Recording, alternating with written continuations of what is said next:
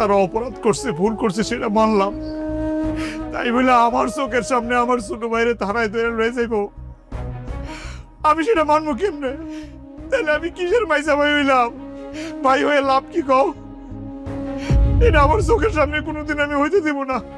আলেয়া, আলেয়া, আমি জানি তোমার কাছে টাকা পয়সা নাই, কিন্তু একটা আবদার করি, তোমার কাছে তো স্বর্ণ গয়না আছে, তুমি বেচে দাও। আল্লাহ তো তোমার সামর্থ্য দিছে, তুমি চাইলে আবার স্বর্ণ কন্যা কিনতে পারবা। কিন্তু আমার ভাইটারে পুলিশ থেকে বাঁচাও। আমি শুনছি যে থানায় ধরে নিয়ে গেলে অনেক মারে।